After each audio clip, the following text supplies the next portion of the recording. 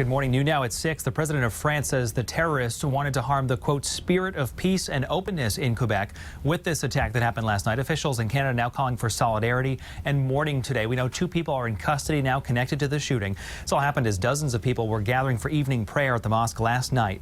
In the video this morning from the scene, you can see police presence outside the city's Islamic Community Center. The Canadian Prime Minister, Justin Trudeau, calling the shooting a terrorist attack on Muslims and wrote in a statement, quote, diversity is our strength and religious tolerance is a value we as Canadians hold dear.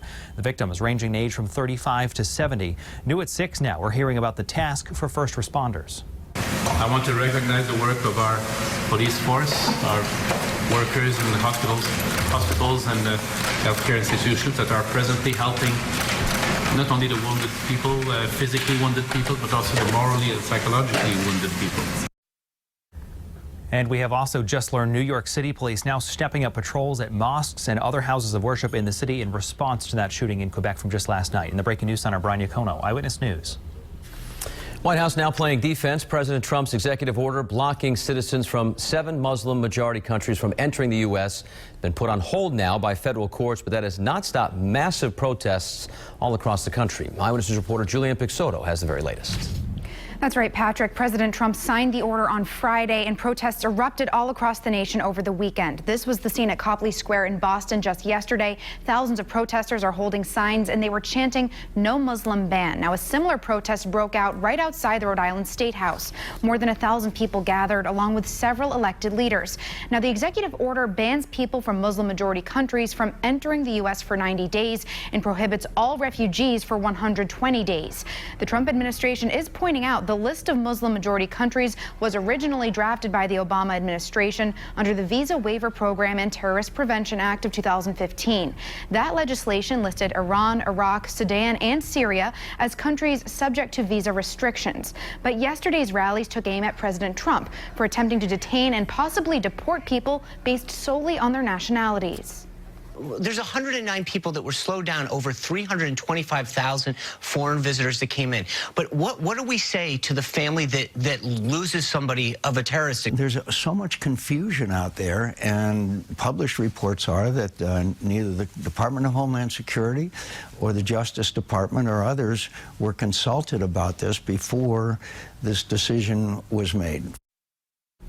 And the protests against the order truly reached across the country from coast to coast. This was the scene in Seattle, Washington yesterday as 3,000 protesters flooded the city's airport. Live in the studio, Julianne Pixoto, Eyewitness News.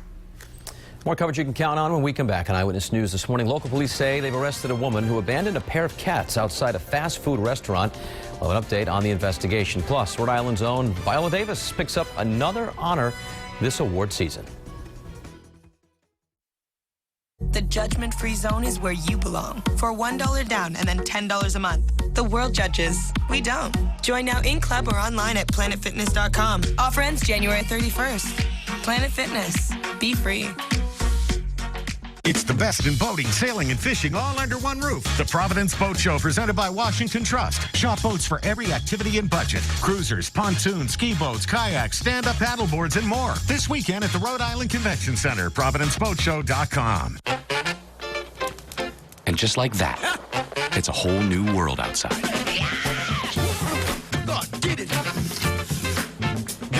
And jackets come out of hibernation.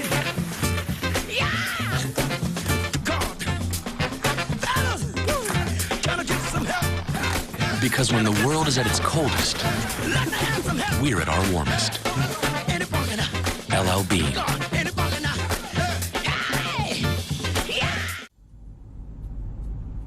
Afoot and lighthearted, I take to the open road. Healthy, free, the world before me, the long brown path before me, leading wherever I choose. The east and the west are mine. The north and the south are mine.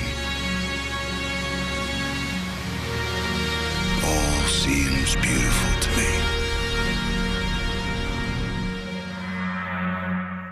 The judgment-free zone is where you belong. For $1 down and then $10 a month. The world judges. We don't. Join now in club or online at planetfitness.com. Offer ends January 31st. Planet Fitness. Be free. It's the best in boating, sailing, and fishing all under one roof. The Providence Boat Show presented by Washington Trust. Shop boats for every activity and budget. Cruisers, pontoons, ski boats, kayaks, stand-up paddleboards, and more. This weekend at the Rhode Island Convention Center. ProvidenceBoatShow.com. Your time is 6:10, and we are looking at a futurecast here that is cold and dry this morning. Temperatures in the capital city have fallen into the lower 20s. Now, at least the winds have been light, but even a light wind is occasionally dropping that wind chill down into the upper teens. Right now, winds calm in the capital city. Humidity's higher, and that's allowed for some frost this morning. So plan on either finding the scraper or turning your defrosters on high if you have the car parked outside overnight. While we're dry today, missing a system that's going to pass to our south this afternoon. It does look like we've got some light snow for later tomorrow. We'll time that out for you and let you know the impacts coming up. On the news now, the opioid epidemic only got worse in Massachusetts last year. The Boston Globe reporting state police investigated 877 drug overdose deaths in 2016. That's a 16% increase from the year before. Authorities blaming the uptick in deaths on an influx in fentanyl, which is a potent synthetic painkiller that boosts the effects of heroin, often making it even more deadly. Update now, a local animal abandonment case. Coventry police tell us they've arrested 41-year-old Stacy DeRuin of Cranston. They say she left 2 cats outside a fast food restaurant in town. On Thursday, Coventry police say someone reported 2 cats in separate cages at the Taco Bell drive-thru on Tioga Avenue. After reviewing surveillance video and posting on social media, police tracked her down. Officials say they're now looking to question a male suspect, Kenneth Germani. According to police, DeRuin told officers she tried to call several animal shelters but couldn't find placement for those cats.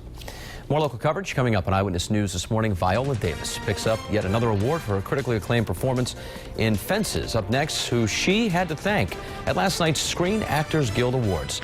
Also check in with sports director Yanni Caracas. He is in Houston to get a look at the fan experience ahead of the big game. You're watching Eyewitness News on WPRI 12. It's coverage you can count on.